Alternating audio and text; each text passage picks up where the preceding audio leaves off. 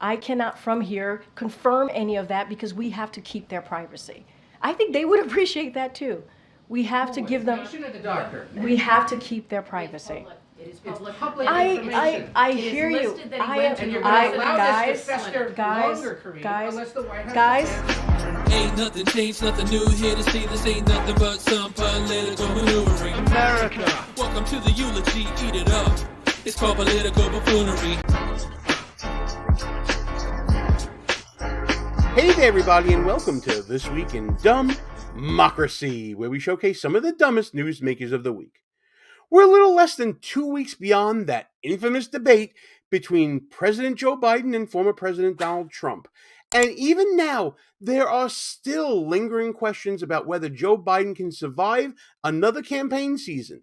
There are questions about his feeble body, his feeble mind, and the answers aren't exactly forthcoming from the White House. It's gotten to the point where the non-answers from the podium from Karine Jean Pierre is giving the media a sense, even the friendly media, the left-wing media as well, that there is blood in the water with Joe Biden. I like that. That's pretty cool right there. We're going to talk about what happened at the latest White House press conference and also the methods and means that the Biden campaign is using to manipulate smaller media outlets to get their message across. But before we do all that, please subscribe to the channel, hit that notification bell so you don't miss any other shows. And if you like what you see in here in this or any other video on the channel, you guys know what to do. You're going to smash that thumbs up button, like, comment, share the show with your friends, all that really, really good stuff, because all that feeds the YouTube algorithm. And you say, Feed me, Carbon! Feed me now!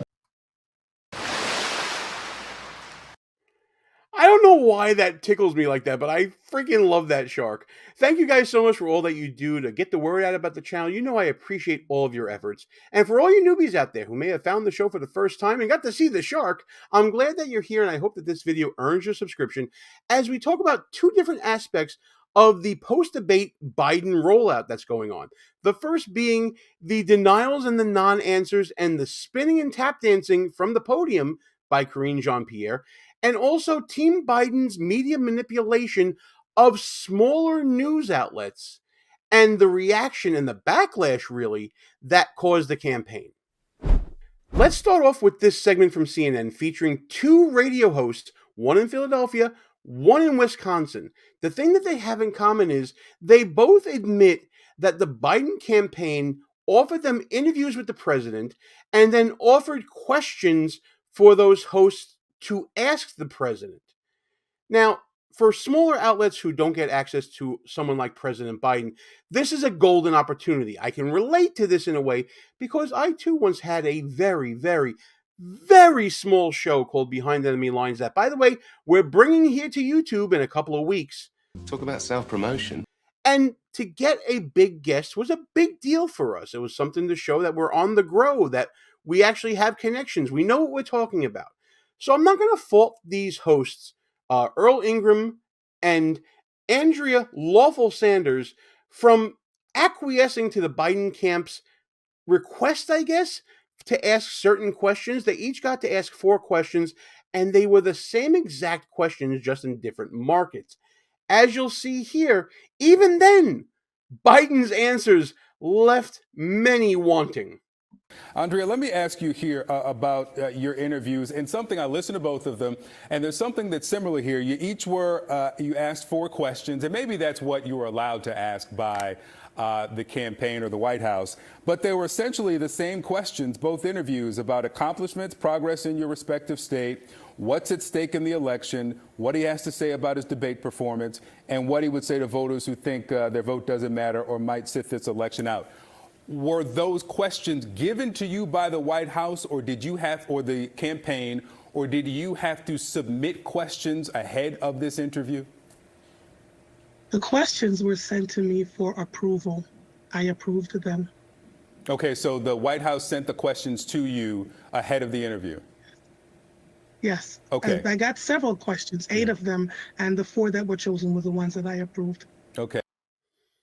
Now, for those of you who may not be in media, this sounds like the Biden campaign using this show as their mouthpiece, not doing journalism, but doing more advocacy, agreeing to carry the water for Joe Biden. And you'd be right in saying that. But again, put yourself in the position of this particular host, of this woman, Andrea Lawful-Sanders. When is she going to get Joe Biden on her show? Does anybody know who she is? Probably not outside of her area. And again, that's not a bad thing. I'm not knocking her. But if you were put in a position to have the President of the United States, the most powerful man in the world, to come on to your little radio show, so long as you only ask these certain questions, would you do it? Let's put that as the topic of the day. I think that I would be tempted to do it too, but I would probably mix them up with some questions of my own. Maybe do two that they want, do some that I want, something like that. Fine, sellout. Also remember, it's a power imbalance, right? Small radio show, big guest, but you got to do what we say. Let me know what you think in the comments.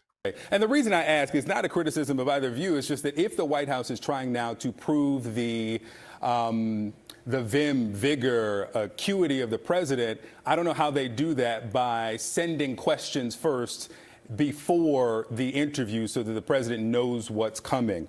Let me play here a bit of your interview. This is, and you've probably seen it's gotten a lot of attention. This is when he was asked about his accomplishments as president. Let's play it. I'm proud to be, as I said, the first vice president, first black woman to serve with a black president. What you just said is one of the most insanely idiotic things I have ever heard. What? He was the first vice president. John Adams is calling. I think he's got a bone to pick with you, Joe.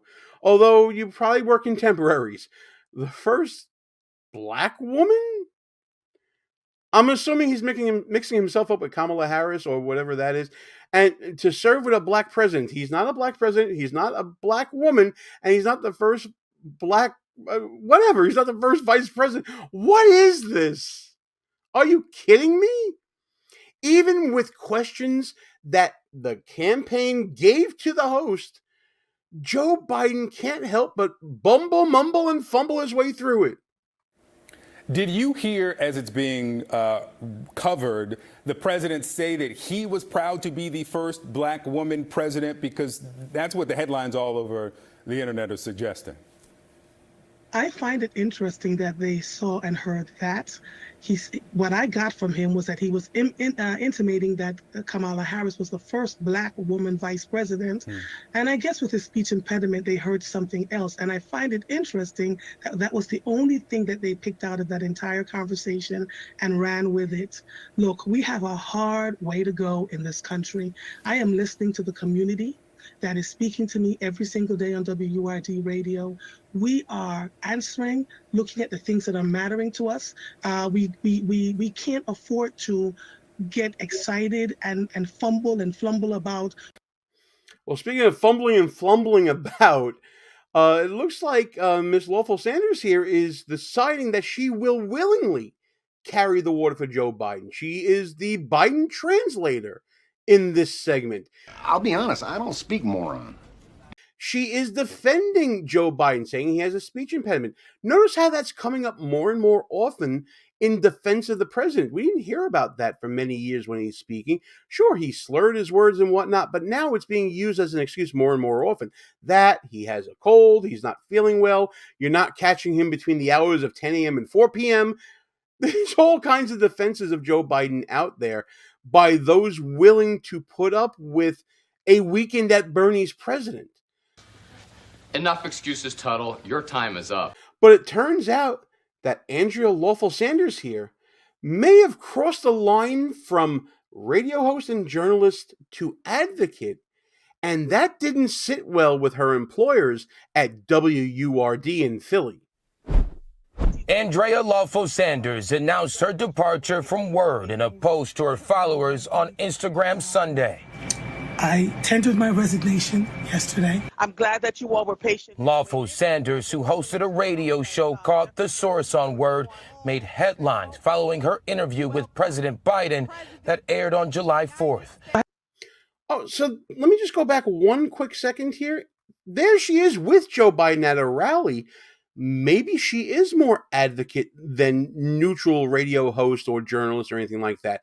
Maybe she's one of those advocates that has an opinion show, and that's what she's been doing at WURD, Word, in Philly. But it looks like she's tendered her resignation after this whole controversy with being fed questions by the Biden campaign. Tell me more. I have a few questions for you. The first one is, a lot of people are talking about the debate and your performance. Is there any reason for the American people to be concerned? No, I had a bad debate. Yeah. I had a bad debate. But days after the interview, Lawful-Sanders admitted to CNN that the interview was based on questions that were given to her by the Biden campaign. Wisconsin radio host Earl Ingram also interviewed the president and said he received a list of 4 questions in advance. A spokesperson for the Biden campaign told CBS News, quote, "We do not condition interviews on acceptance of these questions, and hosts are always free to ask the questions they think will best inform their listeners."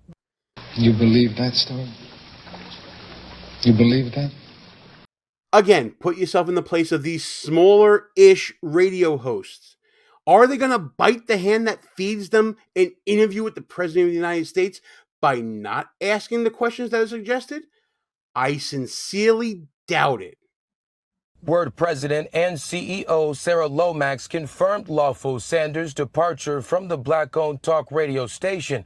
Lomax said the interview was arranged and negotiated without the knowledge of management and, quote, violates our practice of remaining an independent media outlet. Lomax went on to say Word Radio is not a mouthpiece for the Biden or any other administration. That small outlet feels burned by the Biden campaign. They took advantage of them. They took advantage of this host, and the host got the boot. This is emblematic of what you're going to see later on in the video when we look at national media and their refusal to be similarly manipulated by the Biden campaign. Like what you see so far? Go ahead and smash that thumbs up button. Also, leave us a comment and tell us what you're thinking. And don't forget to subscribe so you never miss another show. I hope you guys brought your motion sickness medication because we're about to go spinning with Karine Jean Pierre. The White House press corps got some information concerning a regular visitor to the White House, specifically a doctor that specializes in Parkinson's disease, going to the White House many times, signing in because, as we all know, visitors to the White House are a matter of public record. So when not Fox News, not Ducey, starts asking questions of Karine Jean Pierre about this and gets stonewalled, well, let's just say they're tired of taking it from her too. And then quick ones. There's been a lot of reporting in the last 24 hours about a Parkinson's expert who's come to visit the White House almost a dozen times over the last year or so, including at least one meeting with the president's physician. Could you state, like, very clearly, yes or no, was that expert here to participate in anything surrounding the care of the President of the United States? So let me just say a couple of things. We have had a comprehensive, and I just want to take another step back, comprehensive physical examination. The President has had that. We've given a comprehensive report. We've shared that the past 3 years.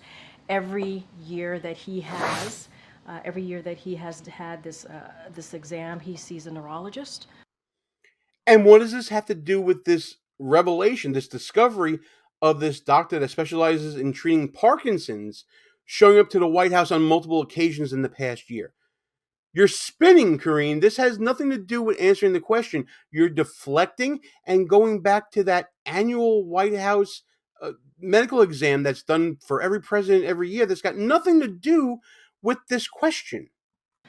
And just to give you a quote from that, from the report most recently in February. How about no? We're skipping over the quote because, again, that's spin, that's deflection. it doesn't answer the question. Let's get back to the issue. Was this expert's visits, was multiple visits to the White House pertaining at all to the president's care? Here's the thing. I've said he has had three.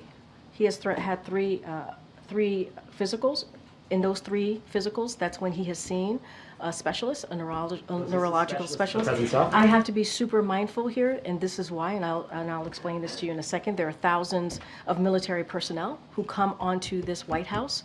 Many of them get the care from the White House medical unit, and so need to be super careful. There are, the medical unit hosts a wide range of specialists, from dermatologists to a neurologist, and so I cannot speak to every person because there's actually a security reasons to protect their privacy. We respect and protecting people's privacy, so do not want to share. I'm not going to share people's names from here, but the president, I can tell you, has seen a neurologist 3 times, as it's connected to a physical that he gets every year that we provide to all of you. Now, color me intrigued about the White House basically being a triage for thousands of veterans. I've never really heard of that. I'd be interested to learn more about that, certainly. It would be a great thing if they did. But do you notice what Karine Jean Pierre did there? She used that as a shield to hide the fact that Joe Biden may be seeing other doctors, apparently.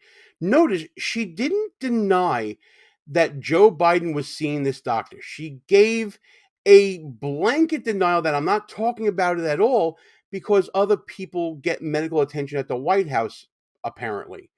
I'd be interested to know more about that, like I said, but this non-denial denial, I guess, from Karine Jean Pierre only invites more questioning. Why can't you ever give me a straight fucking answer? She's trying to do a little bit of an agenda gymnastics routine here. She's squirming away from the question, using veterans as a shield, probably hiding behind HIPAA laws, trying not to say whether or not someone received treatment or not. I'm a little disturbed by this answer because all she had to do was say, no, the president is not seeing anyone and is not under the care of anyone for Parkinson's. Just say that. Why can't you just say that, Karine? It's a very basic, direct question. Wait. Hold on. Wait a second. 8 times, or at least once, in regards to the president specifically. Hold on a second. That's what you should be able to answer by this point. Wait, no. No, wait a minute. They're mad as hell and they're not going to take it anymore. You rarely see outbursts like this from the front row, from the big national media outlets that sit front and center. We've seen outbursts from the backbenchers who don't get to ask questions and things like that, but never from the front row just erupting like that. Karine Jean Pierre is losing the room in seemingly covering up for Joe Biden, whether or not he's seeing the specialist or not. Again, think about how much easier it would be to tell the White House press corps, no, that doctor is not here to see the president. I'm not going to say who he's here to see. That's a matter of medical privacy. But it's not Joe Biden. But she doesn't do that, which leaves everything hanging up in the air. Ed, please, a little respect here, please. Oh, geez. So, okay, every year... I'm sorry, I got to stop it again. When you get sanctimonious like this after deflecting questions, again, that's only going to drop more blood in the water for these sharks, the media there, to get more anxious in asking these questions. And this is a new experience for the Biden White House, who is used to having left-wing media in their pocket, basically, being Biden's apologist, being Biden's enabler. They're done with that now ever since this debate. Around the president's physical examination, he sees a neurologist. That's 3 times, right? So I am telling you that he has seen a neurologist 3 times while he has been in this presidency. That's what I'm saying. I am telling you that he has seen them 3 times. That is what I'm sharing with you, right? So every time he has a physical, he has had to see a neurologist. So that is answering that question. No, it's not. No, it is. It is. You're Dr. asking Kevin me. Kennard, come to the White House But I just, I about also the said to you, condition. Ed, I also said to you, for security reasons, we cannot share names. We cannot share names. We have to. We have to. Others he would have met with. We but cannot. You can share names in regards to if someone came here in regards to the president. We cannot share names of specialists broadly, from a dermatologist to a neurologist. That's the second time she's said that comparison, dermatologist to neurologist. That's a canned line that was prepared specifically for this press conference. Karine Jean Pierre is dodging, dipping, diving, and dodging every single question about the president's health. It's the main topic that people have been talking about for nearly 2 weeks now. And from that podium, she is giving non-denial denials about different people the president may or may not be seeing, hiding behind medical privacy that may or may not exist. To me, this is almost panic mode that I'm seeing from Karine Jean Pierre. She's repeating herself. She's brustling up and sort of bowing out and talking about how dare you be this disrespectful and things like that. All signs to me that there is something to hide. Again, just my opinion, no inside information, no concrete proof, just my suspicion that there is more going on that the White House doesn't want getting out there. All right, come on, just one more time. You're such a child. Now you know why I'm saying that there's blood in the water when it comes to the media and the Biden campaign and the Biden White House. They're not going to take the denials anymore. They're not going to take the manipulation from Joe Biden and his campaign anymore. Sure, smaller outlets would do it, but it looks like the Biden campaign got their hand caught in the cookie jar with these two small radio hosts in Wisconsin and Philadelphia. And I don't think they can go back to that well with other smaller hosts because everyone's going to be looking out for this now. I got my eye on you. And it looks like mainstream media is just done with all of the dodging and the agenda gymnastics from the Biden White House. I've never seen the front row that upset, banding together, following up on each other's questions to drag answers out of this White House. I haven't seen it in this term yet. Sure, you see Peter Doocy do it, and he's usually the man out on the ledge there. He's on the limb.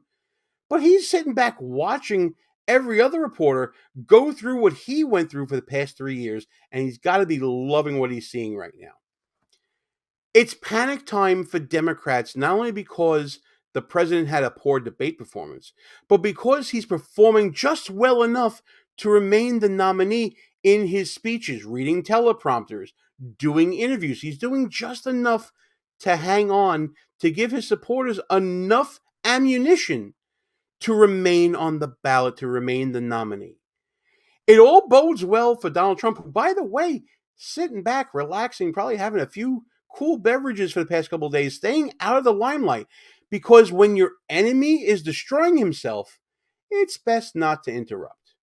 But hey, listen, that's just my opinion about this whole situation. Let me know what you guys think about the Biden camp's rollout post-debate. Are they doing a good job of rehabilitating the president? Or are they getting their tails caught in different fans and stepping on different rakes as they go? Let me know what you think in the comments about all of this. And as always, like and share the video with your friends. Subscribe to the channel. Hit that notification bell so you don't miss any of the shows. Let's talk about what's going on with Joe Biden's feeble mind, feeble body, and the apparent cover-up by his campaign about what he's going through. Let's talk about this and all the other shenanigans and buffoonery happening every day this week in DUMBmocracy.